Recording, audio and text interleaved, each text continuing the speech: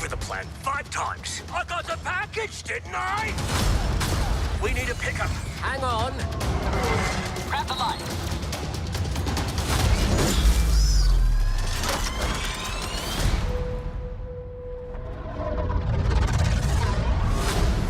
So, this is the top team. The rogue clones on the run from the Empire, huh? Hello. How juicy. The Empire's growing stronger. We should be doing more. You want to really be free? Then pull off this heist, and you can have a future. Rumors are more and more clones have been questioning the Order. Then they are traitors, like the Jedi. You all gave up everything because of me. We made the right choice, Omega. But there are others out there who need our help. What sort of treachery is this? Stay back!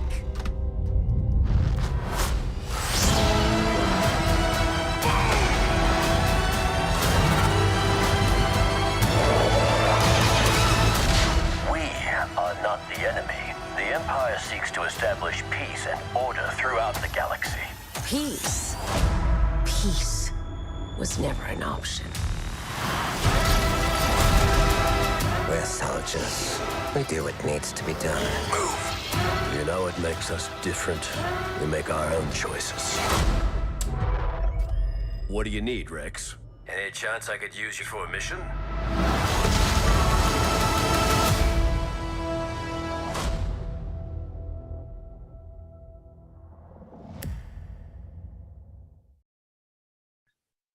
Yeah, the tone and theme and vibe for season 2 is a lot of fun. We really see our team at a crossroads is sort of the starting point, and that had an effect on how we wrote the season and how we designed the characters. To see them more beat up is really the vibe we were going for there. What are they going to do next? And it really carries through the way that the cast performed, the animation, lighting, music, final mix, all of it.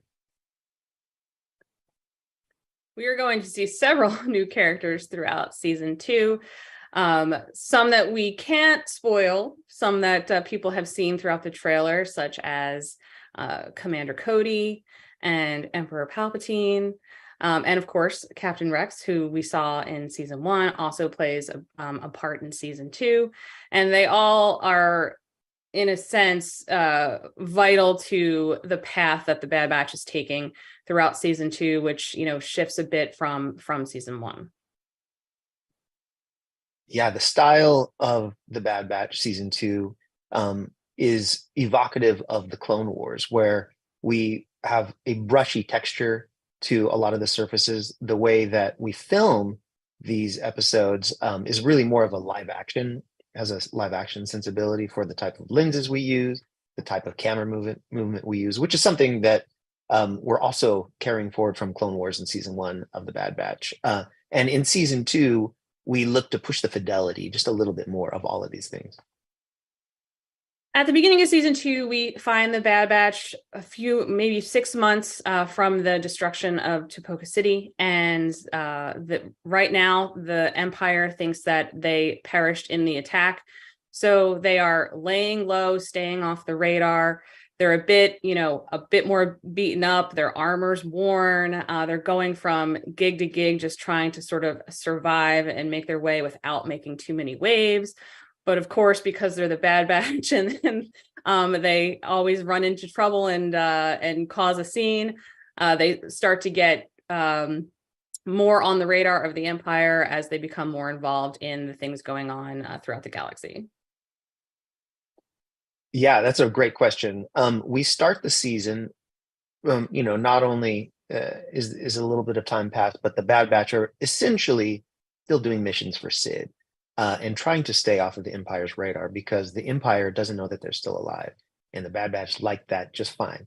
They want to make sure Omega's safe. They just want to make their way through this galaxy in these very dark times. But some of the decisions that they make end up pulling them closer to the fire. And when we do that, the story really needed to become more serialized. So we start a little bit more episodic and we become more serialized. And they're both really all the way through the same story from beginning to end, affects our characters all the way, but it does become more serialized. I think my favorite character of season 2 is Crosshair. Based off of, where we left him in season 1 and the fact that he has doubled down with the Empire. I think he is in the middle of a crisis and doesn't really understand where he fits in, and what the journey we take him on and his connection with Commander Cody. I think it's some of my favorite stuff. So yeah, and I'm gonna cheat because I have so many favorite characters, but for the Bad Batch, Omega, I just love seeing how she grows in the season, how she learns things, the way that Michelle Ong performs her, all of the discussions we've had with Michelle.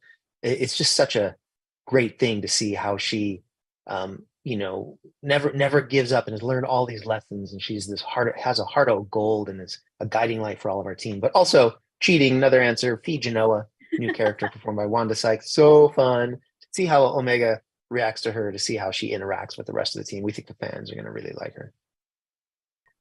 What can fans look forward to this season? Oh, I mean, an eclectic group of episodes that really take the team on a journey and put them through the ringer, and it's fun.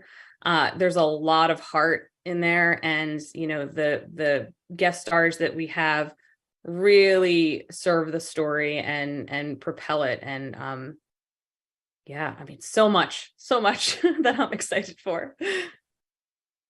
Yeah, this season the action is perhaps bigger. I think the heart is deeper because the characters have grown and we get to learn more about them. But yeah, there's a few episodes, don't want to give anything away. There's a few episodes that we think fans are going to really react to. And it is a fun thing in this time period to bring in, different parts of the Star Wars lore into the storyline, which we think is really satisfying by the time you get to the end of the season. So I auditioned for a voice role, which was unusual because I'm primarily a live action actor. But it was exciting because I could use my natural accent. And at this point in time, I had no inkling that it was part of this amazing universe. Obviously, there was a code name and all the characters' names were changed. And then I got the call that I had landed the role, and then the project was revealed to me. So that was pretty huge. I was in New Zealand at the time, and it kind of felt like it wasn't real. And to be honest, even though we've now completed season 2, it still feels like a dream. I like that Omega is idealistic. I think because of her lack of experience of the darker parts of the world, she's like a compass for questioning why things are being done the way that they are. I'm a little bit of I am an empath, and I think I'm quite earnest, and it's nice to be able to channel that into a character that can be in that sort of space on the Star Wars universe. Well, I knew that she was a lot younger when we first met her in season 1. So it was really like for my process, trying to imagine putting myself in the scene as the character. So because of Omega's really unique origin, it was really easy in the sense that anything that was outside Camino in terms of a character, a planet, a texture was like, what is this? So I feel like that exuberance and wonder was sort of easy to access.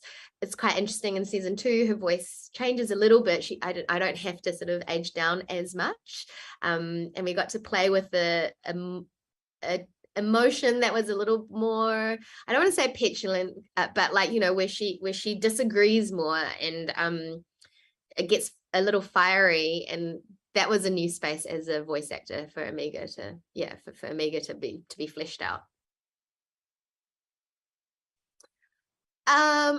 So many things. I think it really is the same thing of the naivete mixed with adolescence. So when she feels like something is wrong. Just the way that she delivers it, as matter of fact. And also sometimes I think the New Zealandness of being quite to the point sometimes and quite weirdly casual. I always joke that New Zealanders have this extremely casual way of talking about quite big things, and it works well in a sense with Omega's age. So quite often my offers in a record are inspired by the Kiwi casualness, and I think that lends quite a specificity to Omega as a character.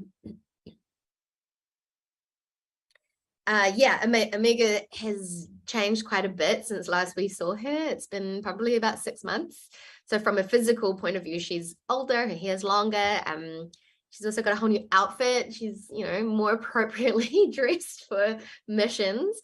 But that's like the physical stuff. And internally, she's just, we see her as a very competent, confident, and young bounty hunter that enjoys the adrenaline. You know, she gets her kicks running away from giant crabs, and is very, very good at marksmanship now. She's a real ace with her bow. I think that sort of comfort and assuredness is a new vocal quality in her. She's not meek or shy or questioning. She's very much, yep, she's the good soldier and confident of her place in the squad. Well, my initial involvement of Star Wars was when I was about 14 years old, and I went and saw Star Wars. Then, the following Halloween in 1977, my parents made me a Jawa costume. Then, the following summer, when Star Wars was re-released, I was hired by a local cinema in my hometown of Greeley, Colorado, to be a Jawa all summer. That was my start of Star Wars. Flash forward about 30 years, and they brought me in to audition for it. Dave Filoni knew me from working with him on Avatar, and so he knew me as an actor in a very different capacity. I auditioned for the role of the clones, and they arrived at me, and off we went on something that I had no idea where this voyage would go, and I certainly wouldn't have ever thought of to cast myself in a straight-ahead soldier role. That wasn't the kind of stuff that I did, and it wasn't how I thought of myself. So it really opened up how I see what I can do, and I just feel so very lucky to have this kind of creative challenge that is ongoing, and it's so fun and satisfying and fascinating. It's really cool. The main thing about keeping the characters distinct and the voices distinct is just to have a very clear idea of who these guys are and what the context of the scene that's playing out is. Fortunately, the writing, Jen Corbett and the team do a fantastic job with writing it and setting it all up. And so it's very clear who these guys are and what's playing out and how it needs to feel. And so we get to dive into everything from action to heartfelt one-to-one, to heartbreak, to tragedy, to loss, to overcoming, to everything, with this whole range of emotion that you don't always get the luxury of in a fantasy-based action show. But as part of what's so satisfying about Star Wars is that all of this is so detailed and so beautifully laid out in both an epic as well as a personal way, that it's a lot easier than you might think to create these scenes that we read through straight through, just because the painting is mostly painted by the time I get to speaking the words. Well, the trick that I use is that if Wrecker is going to be yelling, I do that at the end of the session. That's my trick. Other than that, I can pretty much go through the script, and it's usually not too damaging. If we have a lot of like yelling and screaming and that kind of stuff, we may save a few of those lines for the end of the session, so that I still have enough gas in the tank vocally to get us all the way through the mission without too much hobbling around. But that's basically it. That's basically it. I'm old enough and experienced enough to know how not to damage my voice and what not to do. Earlier in my career, I don't think I would have known that, but now it's part of the art of doing something well is also avoiding things that work against you.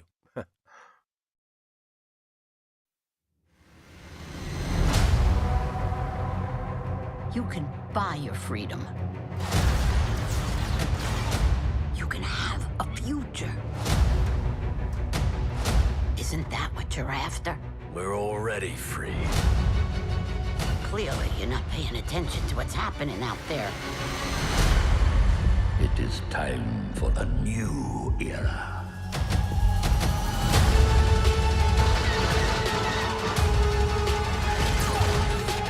There are others out there who need our help.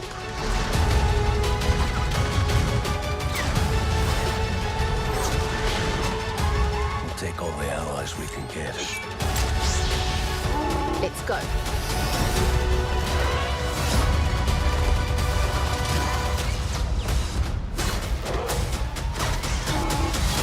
Let's get to work.